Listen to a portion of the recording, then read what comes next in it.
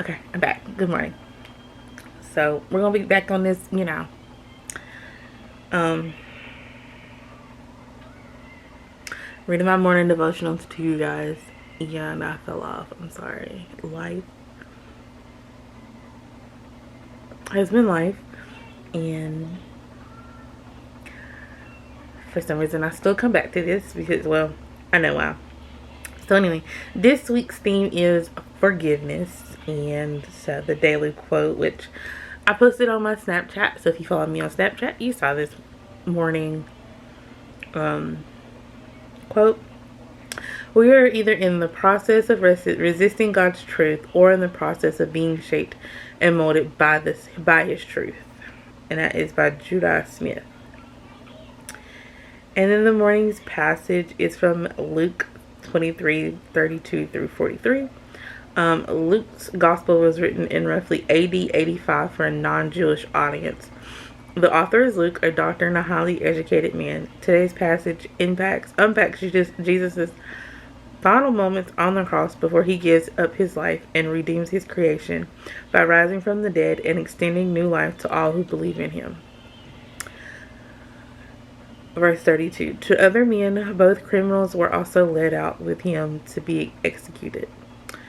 When they came to the place called the skull, they crucified him there along with the criminals on his right, the other on his left. Jesus said, Father, forgive them, for they do not know what they are doing. And they divided up his clothes by casting lots. When they came to the place called the skull, they crucified him there along with the criminals, one on his left, the other one on his... I thought I just read that. I did. Read that. Okay. 30, verse 35. The people stood watching, and the rulers even sneered at him. They said, He saved others. Let him save himself if he is God's Messiah, the chosen one. The soldiers also came up and mocked him. They offered him wine vinegar and said, If you are the king of the Jews, save yourself. There was a written notice above him which read, This is the king of the Jews. One of the criminals who hung there hurled insults at him. Aren't you the Messiah? Save yourself and us. But the other criminal rebuked him. Don't you fear God, he said, since you are under the same sentence. We are punished justly, for we are getting what our deeds deserve. But this man has done nothing wrong. Then he said, Jesus, remember me when you come into your kingdom. Jesus answered him, Truly I tell you, today you will be with me in paradise. And the morning devotional. Jesus models forgiveness. Many of us remember Jesus' last words as he endured excruciating pain on the cross. We remember that he said, Father, forgive them, but no one in the crowd of people that surrendered Jesus, those torturing him, mocking him, spitting on him, weeping over him, not one person asked for God's forgiveness. Not one yet. Jesus poured forgiveness out over them, regardless. Why would Jesus forgive them? Jesus constantly shocked people by his behavior and theology, witless living on earth. He confounded the wise. He offended the religious leaders. He extended grace to those who seemed unworthy, but forgiving people of sins. This was unprecedented. Jesus could have called down angels from heaven to do battle, yet he surrendered to his Father's will and modeled a life of mercy and grace.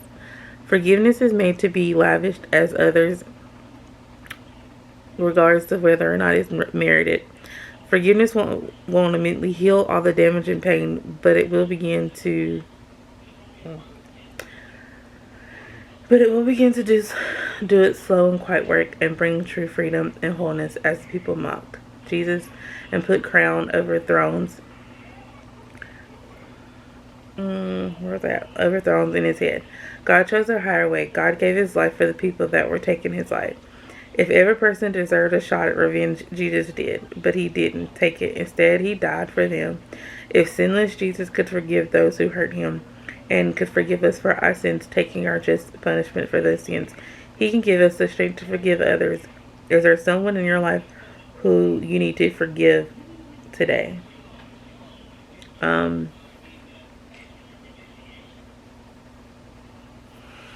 So, for me, I have to forgive myself for my sins daily, or past sins. I've forgiven myself for those, and I've forgiven others. Um, I think recently I had to forgive myself for trying to um, make a certain friendship work when I know it's not. Not saying that I'm cutting that person off, but I am I am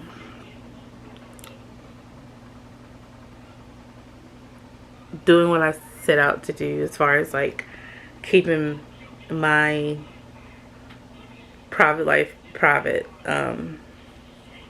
Like, y'all get to see, the weight loss journey, the morning devotionals and stuff like that, but anything else personalized,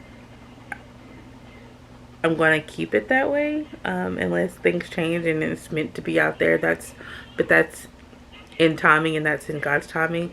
For right now, for me, my personal life is going to stay personal, and I fell back into my old ways in a little bit, and so I have to forgive myself for doing so and doing that, and I also have to forgive myself for feeling bad about being honest with certain people about certain things. And I'm still working on, how to, I guess, express myself in a way that doesn't hurt other people's feelings, and when they say it hurts their feelings, apologize for it.